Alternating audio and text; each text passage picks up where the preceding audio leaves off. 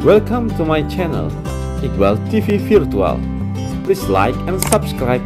Don't forget to comment and share. Assalamualaikum warahmatullahi wabarakatuh.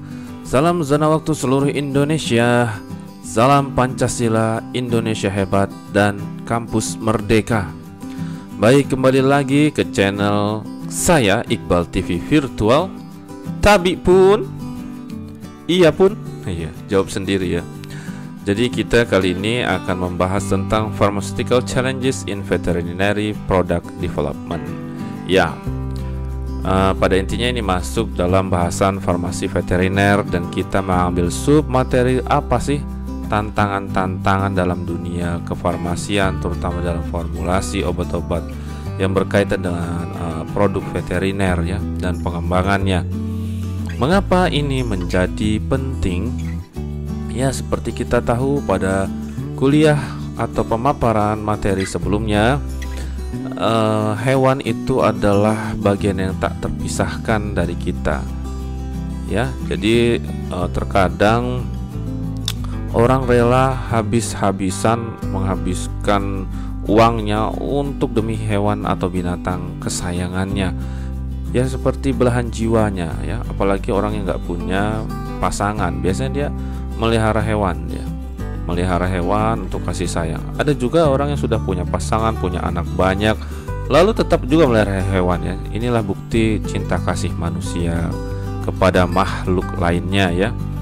Nah, dalam hal ini tantangan manusia adalah supaya mempertahankan hewan-hewan ya tetap bisa hidup ya, karena manusia tugasnya melihara keseimbangan di dunia ini. Dan uniknya ya, produk-produk farmasi dalam hal veteriner ini terus mengalami perkembangan, tapi juga mengalami tantangan. Ya, misalnya saja ya, kucing kita cekokin tablet besar kan agak susah seperti itu ya.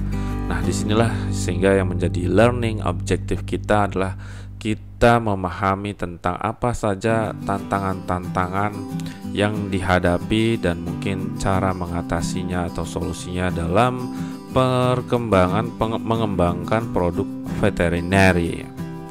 Oke, tanpa panjang lebar lagi, tadi sudah mungkin sedikit introductions meskipun dalam suatu mukadimah ya.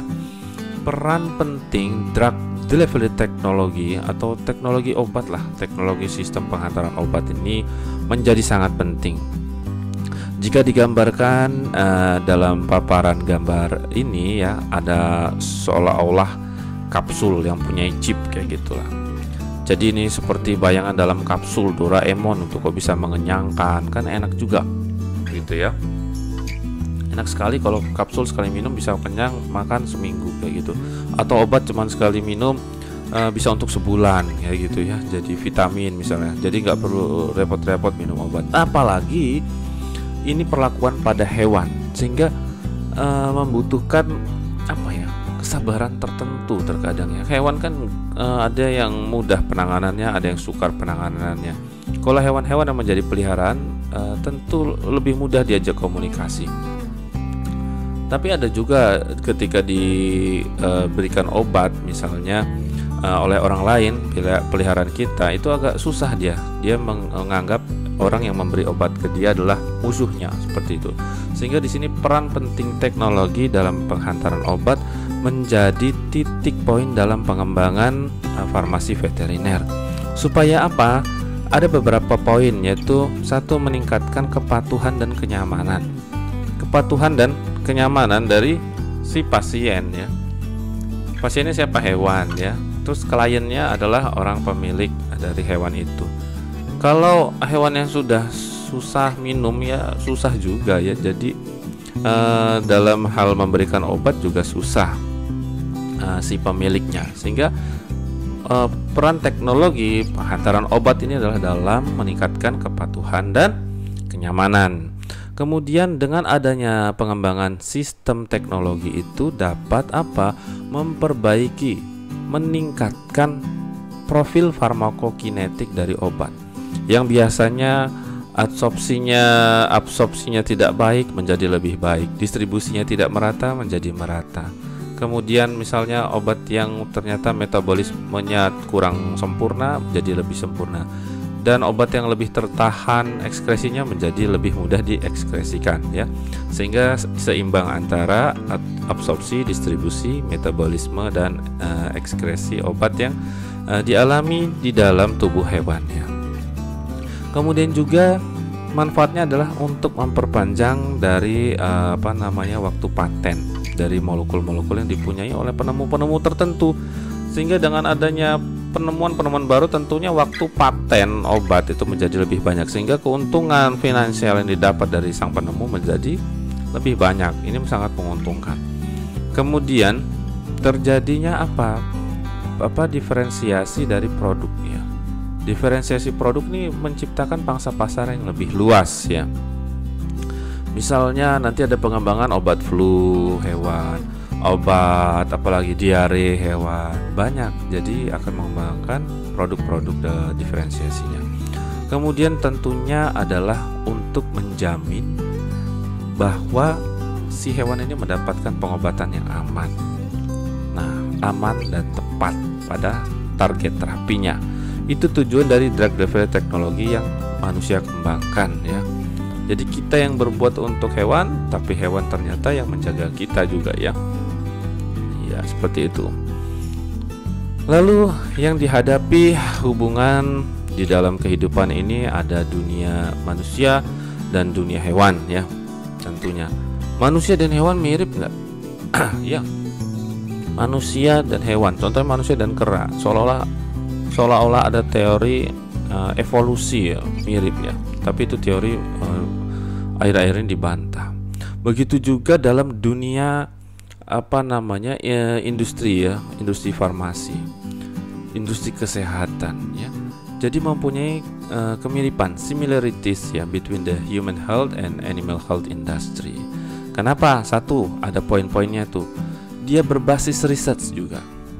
Ya, berbasis research. Kemudian mempunyai efek dampak global juga. Kemudian pengaturannya ketat, highly regulated, dan juga tentunya mempunyai sisi kompetitif bisnisnya. Sehingga mau nggak mau ya kita butuh juga untuk mengembangkannya ya.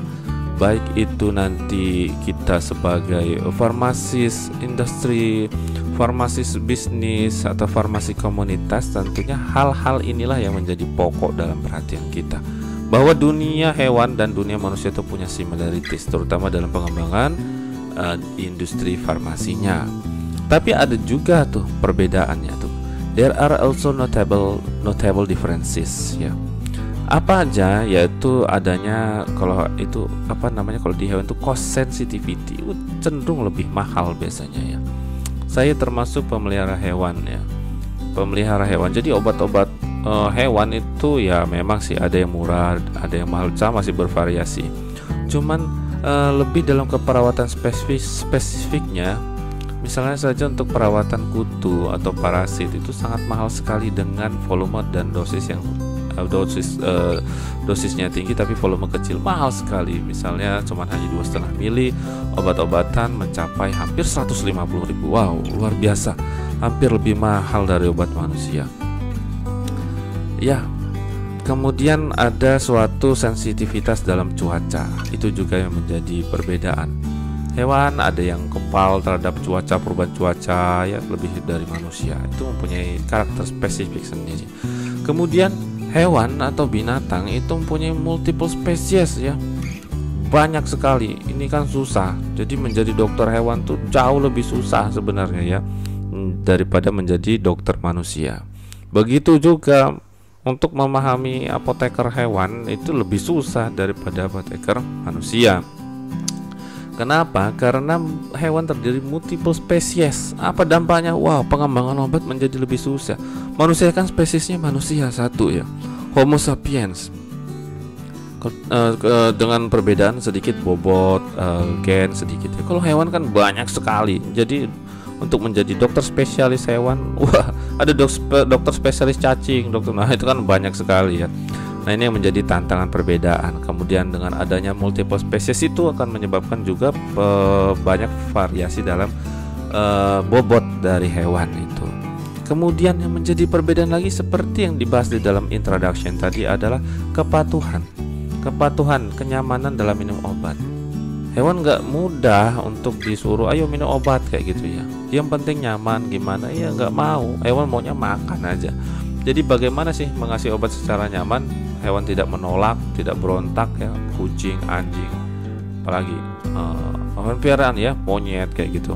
Hamster, ada yang melihara kuda, wah macam-macam. Sehingga obat itu dapat bekerja pada tempatnya dan tentunya memperhatikan aspek keamanan dari obat. Nah, seperti itu ya. Lalu kalau kita melihat bagaimana di situ ada sepasang kekasih yang sangat mencintai hewannya. Sehingga dalam pengembangan produk-produk kesehatan manusia itu sangat memperhatikan apa? Memperhatikan uji-uji ya, baik uji preklinik maupun klinik. Nah, ini jadi perbedaan juga. Cinta kasih itu dikembangkan ya, tadi ya, dikembangkan. Tapi sayangnya kita terkadang mengorbankan hewan untuk uji ya, karena kita pemimpinnya gitu ya, pemimpin di muka bumi ini. Kita mengorbankan tikus, mencit, atau terkadang untuk kera untuk uji obat sampai uji ini ya pada prekliniknya ya, karena supaya mempunyai similarity yang tinggi. Kita terkadang mengorbankan hewan.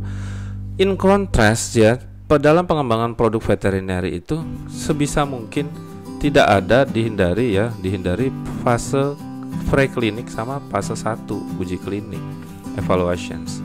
Itu jadi hewan nggak bisa menguji kita kayak gitu. Jadi diusahakan secepat mungkin ujinya jangan sampai ke tahap yang lebih tinggi, tapi sudah efektif menjadi rapid safety seperti itu ya, dan tepat pada target spesiesnya.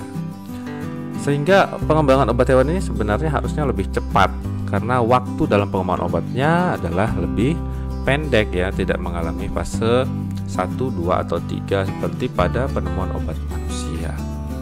Nah, terkadang dalam pengembangan itu juga kita mengembangkan dari turunan dari manusia ke hewan seperti itu. Jadi cuma penurunan dosis ya. Dan kita masukkan berat badan yang sama karena kita melihat ke dalam pengembangan obat manusia, uji hewan udah dilakukan kayak gitu. Veterinary formulations itu lebih kompleks, lebih diverse lagi, lebih luar biasa, sehingga diperlukan pengembangan dosage form yang tepat. Dosage form yang tepat memperhatikan dari aspek dari kenyamanan tadi, kepatuhan dari hewan.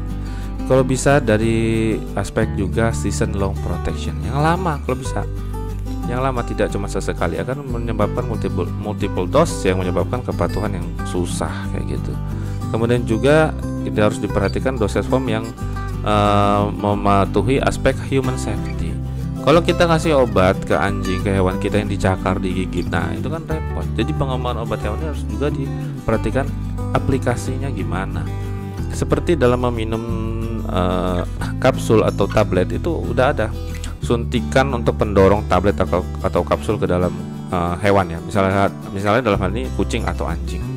Itu udah ada, monyet juga gitu kan. Mungkin monyet seperti di gambar itu bisa diajak ngomong gitu ya. Tapi kalau bukan pemiliknya nanti dihajar. Nah itu ya. Jadi itu perlunya suatu pengembangan penghantaran obat, juga aplikator dalam untuk memasukkan obat itu, baik itu tablet, injeksi. Ya, kalau bisa memang diharapkan di hewan ini dihindari injeksi. Cuman untuk efek cepat tentunya masih dibutuhkan ya injeksi ya, untuk vaksin dan sebagainya ya. Sehingga pengembangan produk hewan ini harus memperhatikan hubungan antara pet owner bonding, pet compliance, dan dosing flexibility. Nah, itu ya. Dalam dunia farmasi veteriner itu luar biasa ya. Ini didapatkan di dalam suatu penelitian ya, jadi worldwide ya, seluruh dunia ya. Jadi pangsa pasarnya obat hewan itu worldwide animal health market, jadi di dunia ini ternyata di negara-negara maju itu pangsa pasarnya justru lebih tinggi ya, seperti di North America. daerah kawasannya di situ ya. Kemudian di daerah West Europe, Eropa Barat 29%, 32%, pangsa pasarnya tinggi. Tapi East Europe rendah nih. Nah, ini diperhatikan kebudayaannya kenapa? Artinya mereka di sana pecinta-pecinta hewan, sehingga para pebisnis nih dalam industri farmasi, apoteker bisnis mencari celah pangsa pasar. Wow, tinggi sekali ya. Dengan memperhatikan hewan saja pendapatan bisa menjadi tinggi karena pangsa pasarnya besar. Tapi juga jangan perhatikan uang doang ya, dia untung besar tapi juga memelihara keseimbangan muka bumi ini dengan menjaga hewannya. Itu luar biasa. Di Indonesia mungkin masih rendah ya kalau secara keseluruhan, tapi sudah ada mulai pangsa pasar di kota-kota besar. Contohnya di Lampung sendiri saja ya, di sini kita itu sudah banyak sekali pet shop yang beredar. Pet shop yang ada yang berdiri di kota Bandar Lampung, bahkan di kabupaten-kabupatennya. Artinya sekarang apalagi zaman pandemi Covid itu pangsa pasar dalam produk hewan semakin tinggi karena orang cenderung di rumah melihara hewan, cenderung dekat dengan hewan. Ya, jadi Covid mendekatkan kita kepada makhluk lain. Kemudian pangsa penjualan juga berdasarkan terapeutik segmennya ternyata memang banyak penggunaan terapeutiknya berdasarkan farmakologinya anti-infeksi misalnya. Kemudian parasit ini banyak yang dialami oleh hewan ya. Rata-rata sakitnya kan infeksius, kena parasit atau efek-efek biologikal yang lain ya. Itu pangsa pasar yang besar.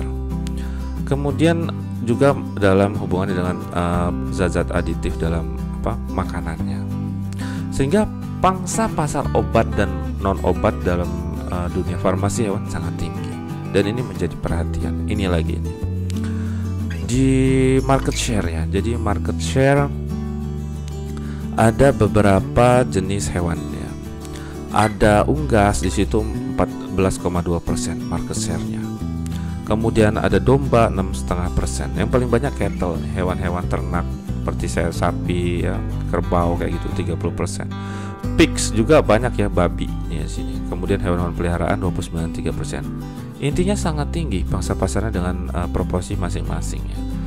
Nah, ini sehingga menjadi perhatian bagi kita atau bagi pemerintah juga ya untuk mengembangkan, kalau Indonesia untuk mengembangkan bagaimana produk-produk hewan dari Indonesia.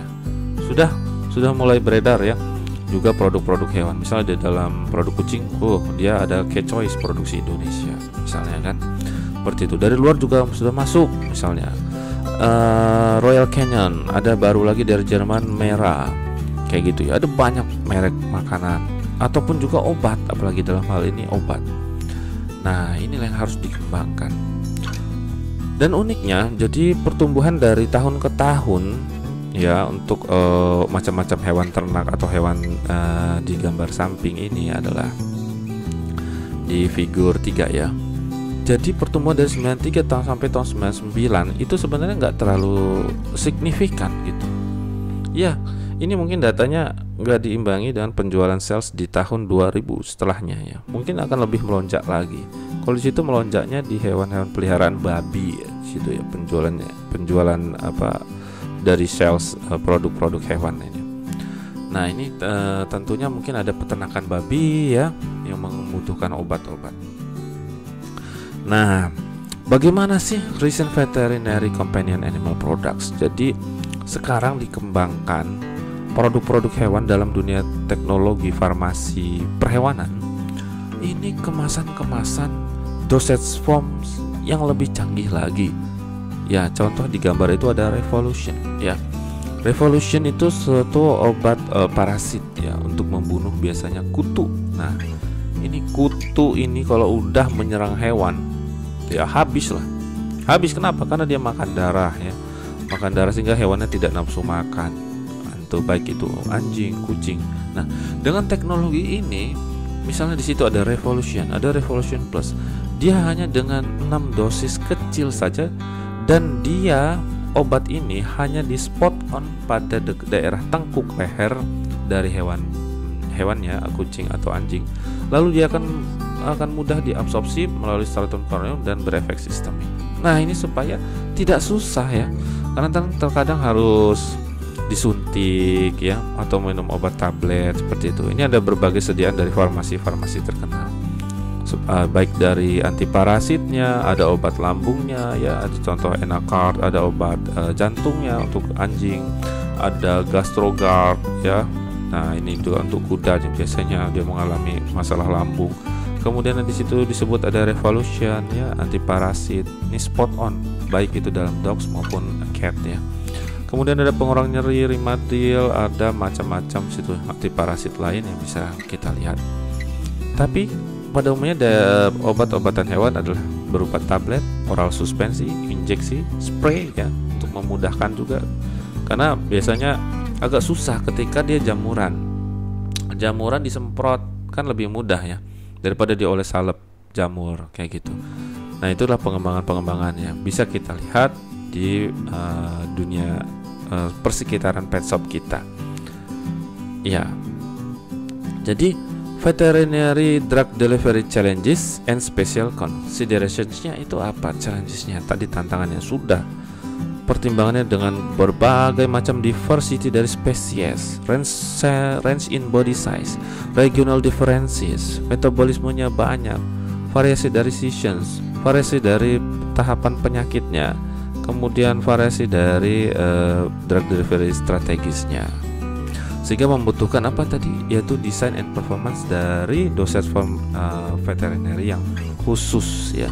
Kenapa? Variasi dari body weight itu bisa menyebabkan apa? Underdosing atau overdosing. Iya. Jadi masalah untuk dalam menentukan efikasi dan safety ya. Kalau body hewannya kebesaran bisa jadi underdosing, misalnya salah mengkonvert dosisnya. Kalau body hewannya kekecilan bisa jadi overdosing ya. Disitulah susahnya ya. Nah ini ada suatu data tes setengah obat ya. Tes setengah dari berbagai macam obat. Ada ruminan, horse, dog, cat, human. Nah, ini dari hewan yang tingkat tinggi bahasanya ya, metabolismenya dibandingkan dengan pada manusia. Ternyata tes setengah dari pentobarbital contohnya lebih cepat dibandingkan pada ruminan dibandingkan pada manusia. Kemudian ruminan dibandingkan pada cat, ruminan dibandingkan dog, ruminan dibandingkan horse.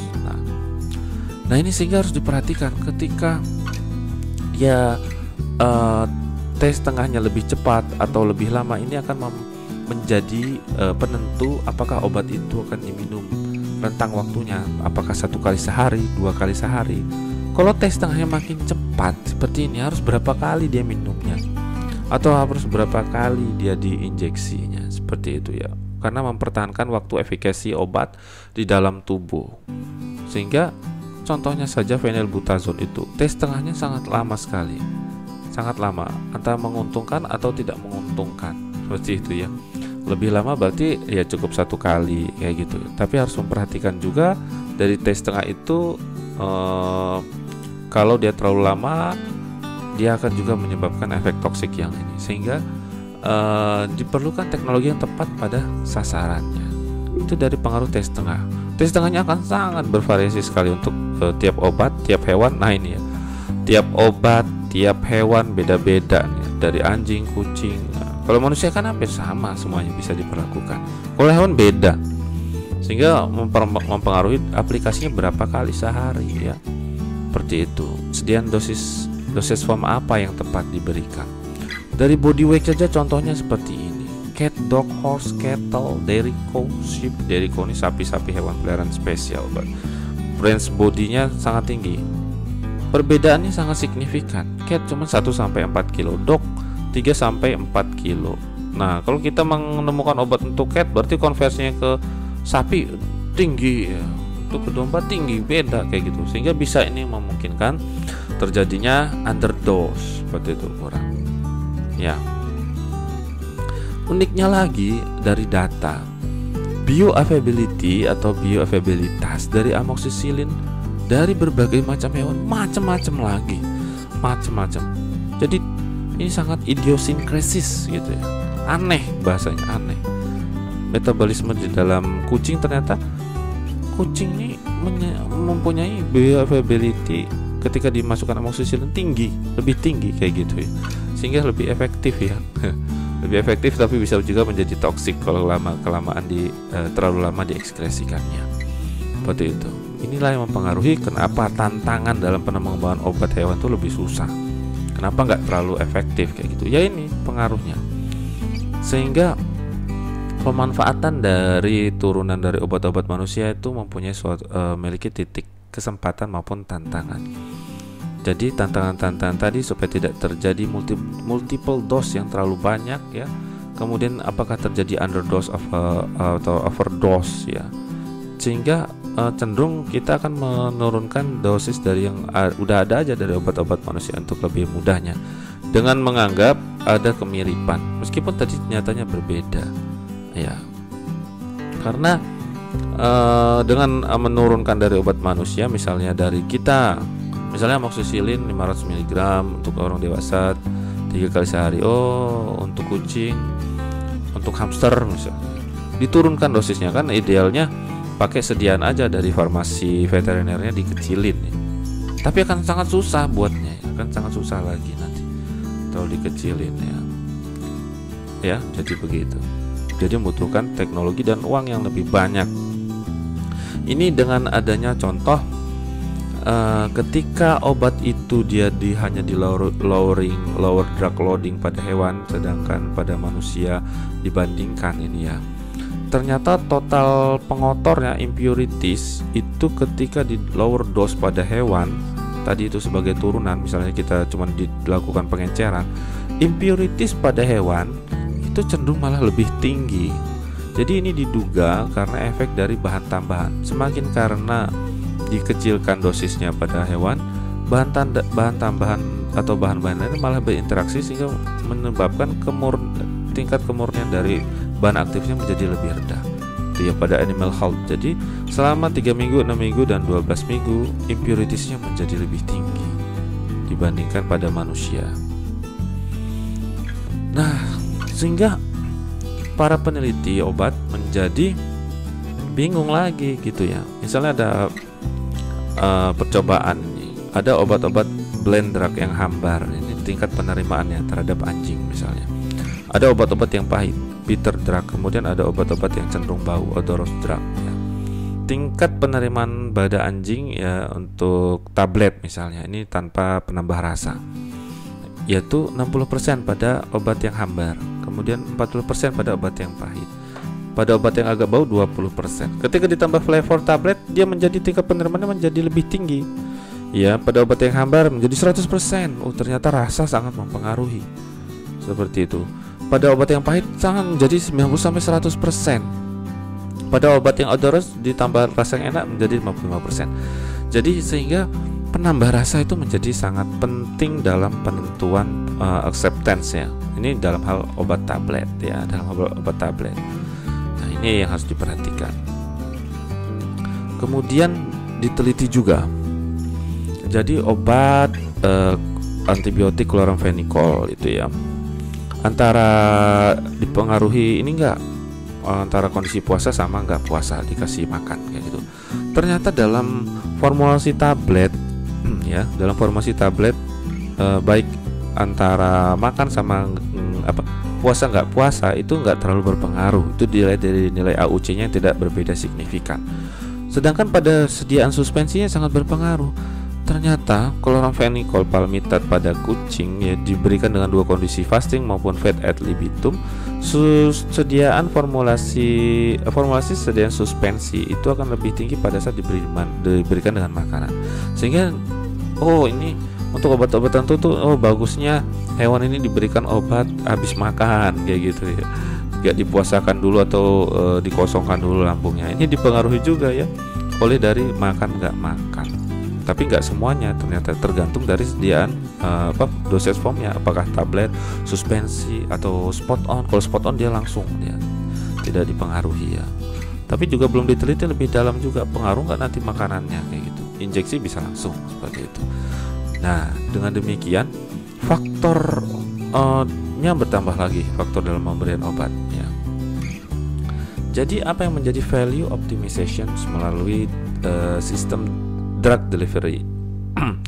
Ya tentunya harus memperhatikan tadi itu stabilitas, sehingga stabilitas obat, jangan impurities-nya menjadi lebih tinggi ya ketika dosisnya diturunkan, supaya juga bagaimana tidak terlalu dipengaruhi makanan, sehingga mempunyai a higher level of efficacy tanpa dipengaruhi ini makanan ya. Kemudian mempunyai tentunya diharapkan nanti long durations of actions ya, kepatuhan dan kenyamanan dan kemudahan dalam kita sebagai pemelihara hewan ataupun pihak lain dalam mengaplikasikannya, karena akan memperbaiki kepatuhan dan kenyamanannya ya. Seperti itu ya. Jadi produk-produk diferensiasi yang diharapkan adalah banyak teknologi yang seperti itu dan sudah berkembang saat ini, yang nanti juga bisa terus dikembangkan ya. Dari obatan semprot, obat-obatan spot on ya. Di sini ada obat yang pour on ya, misalnya untuk obat parasit. Di sini juga ada juga contohnya Merial's Eprinomectin. Ini di pour on tuh diletakkan juga sama ya, diletakkan di bagian daerah tengkuknya misalnya, seperti itu kan lebih mudah. Tapi dia dalam volume yang lebih besar kalau obat yang ini. Berbeda dengan Revolution tadi di sini ya. Cuma diletakkan tuh di bagian tengkuknya, tapi dengan dosis yang kecil, volume yang kecil. Nah, itulah perbedaan antara the difference between pour on and spot on formulations ya, terutama di konsentrasinya dan volumenya. Ada beberapa contoh obat-obat yang ini ya, spot on ini sudah ada dari Pfizer, perusahaan ternama, ada Revolution tadi, ada Bayer Advantage juga udah ada. Ada banyak sekali. Oleh karena cintai hewan supaya memahami lebih dari dugaan kita ya, bisa mengembangkan, sehingga sangat diperlukan suatu pengembangan obat juga yang sustain release juga, injectable diperlukan. Kemudian sediaan dosage form yang cocok secara oral maupun peralatannya bagaimana untuk diaplikasikan. Nah, contoh ada long acting injectable nih ya, obatnya Nuflor 300 dari PT Sharing, Advocin 18% Pfizer. Nah, ini ada contoh-contohnya, bisa dicari, kita belajar. Kemudian juga ada contoh palatable tablet versionsnya juga yang sudah dikembangkan supaya memudahkan tuh dalam pengkonsumsiannya, seperti ada program dari Novartis dan Frontline dari Merial. Ya, inilah pengembangan dari produk obat, sehingga tidak bertemunya drug delivery system pada animal health kemudian akan menjadi trending dalam masa depan untuk dikembangkan lebih canggih lagi. Kita perlu bantuan imajinasi dan seperti film-film Doraemon ya, sehingga terjadi beneran ya, seperti sekarang sudah terjadi. Obat parasit cukup ditempelkan saja di tengkuk misalnya ya. Kemudian udah ada obat semprot, nanti obat apa lagi yang akan lebih mudah teknologinya ya, terutama sustain release ini belum banyak dikembangkan, atau nanti ada effervescent untuk hewan blubub ya. Nah, jadi perlu dikembangkan 3 titik poinnya. Jadi kenyamanan dari si pasiennya, kemudian perlu adanya long acting implants dan injection, kemudian ada tentunya peralatan dosing yang lebih mudah, kalau perlu sih needle free injector. Itu yang diharapkan dari pengembangan produk veteriner. Oke, demikian pemaparan tentang tantangan dalam dunia pengembangan obat hewan ya, farmasi veteriner. Mudah-mudahan kita selalu mencintai hewan kita ya, piaraan kita dan hewan di seluruh dunia, kecuali hewan buas ya, itu harus dijaga di kebun binatang, seperti itu ya. Baik, terima kasih, mudah-mudahan bermanfaat. Wassalamualaikum warahmatullahi wabarakatuh.